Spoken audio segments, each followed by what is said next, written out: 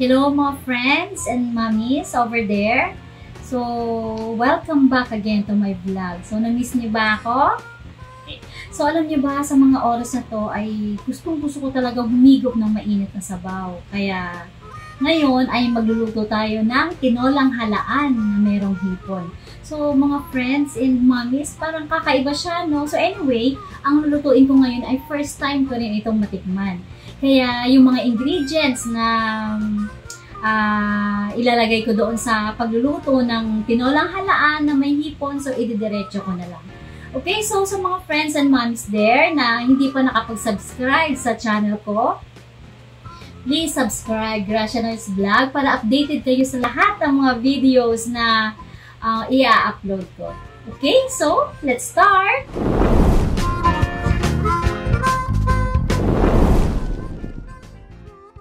Okay, so ilalagay na natin ang mantika.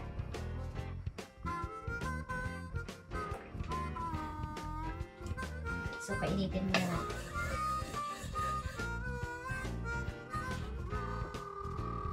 So, ilagay na natin ngayon yung luya.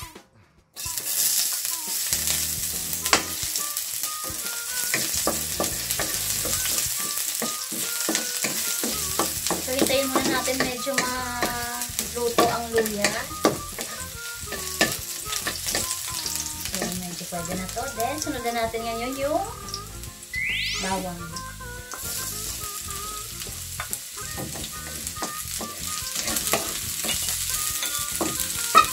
Okay.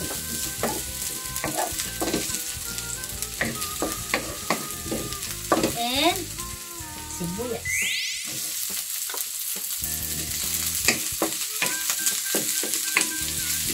Mango.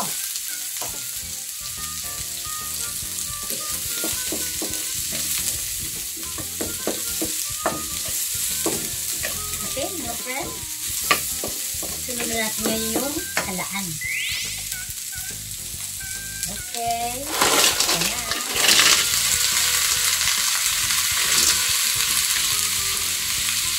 Hinaan natin ang apoy. Okay. Habang binilisa natin ang halaan. Hello! So, mga friends, wait lang muna kayo dyan. Ibigay muna natin yung halaan. Okay? Okay, so lagyan na natin ang asin.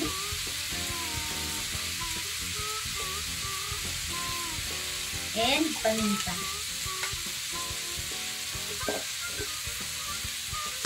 So, haluin.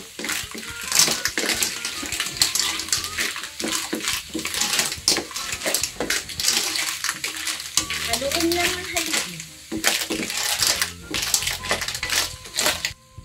Okay, so lagyan na natin ngayon ng tubig.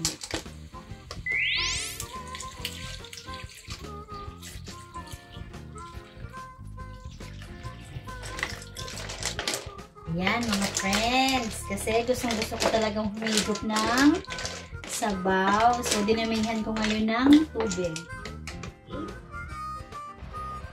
Okay, so kumukulo na siya. Ngayon ilalagay na natin yung tanglad or lemongrass. Para mabango. Para mabango yung luto natin. Okay, so wait muna tayo mga friends ha. Pakuluin ko talaga siya ng gusto para isusunod natin yung mga iba pang ingredients. Okay? Diyan lang kayo. Ayan, kumukulo na siya. Okay, so isusunod na natin ngayon ang hipon. Okay? Ayan. Wow. Nag-orange agad ang hipon. Ang bilis. Ayan. So, mga friends ko, oh. Parang ang sarap-sarap talaga nito ng sabaw. So, wait lang ulit kayo dyan. Ayan, kumukulo na ulit. So, lalagyan natin ngayon ng patis.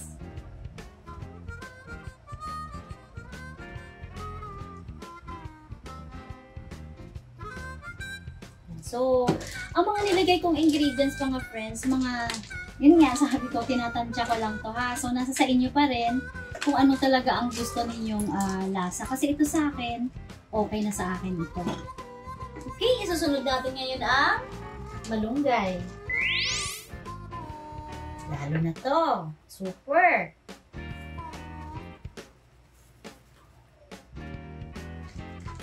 Ayan. Malasang-malasa na siya.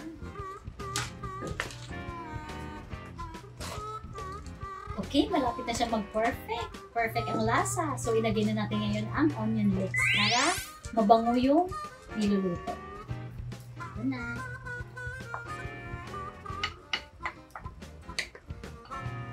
Okay? So, ikakalat na natin ang onion leeks.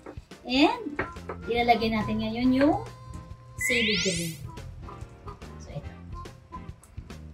Yan. Wow! Perfect.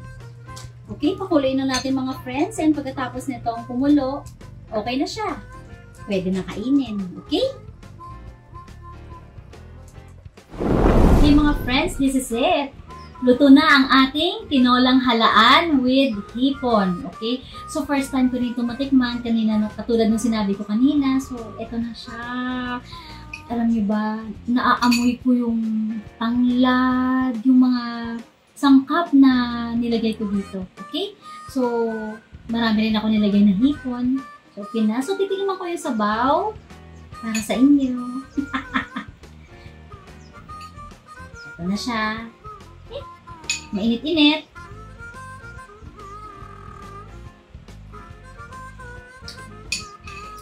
Okay, perfect talaga. Kasi diba, tulad ng sinabi ko kanina, gusto kong humigop ng mainit na sabaw. Kaya ito na siya. Alam niyo ba, naghahalo yung medyo mapait, yung halaan, tsaka yung tamis ng hipon, tsaka kasama yung malunggay, yung onion leeks. So, naghalo-halo yung lasa. Kaya, as in, ang sarap talaga. Hindi ko kayo binubola. Masarap talaga yung sabaw niya. Isa pa, perfect. Okay, so anyway mga friends ko, kung gusto nyo ng madali ang luto, pwede na nang gayahin ito. Mura lang siya. As in, mura lang talaga yung mga ingredients na nilagay ko dito. Okay, so, inuulit ko po sa mga friends ko and mommies over there na hindi pa nakapag-subscribe sa channel ko, please subscribe Gracia Noyes Vlog para lagi kayong updated sa mga luto na ipopost ko sa YouTube. Okay? So, it's time to eat our lunch. So, okay? So, see you on my next vlog. Bye!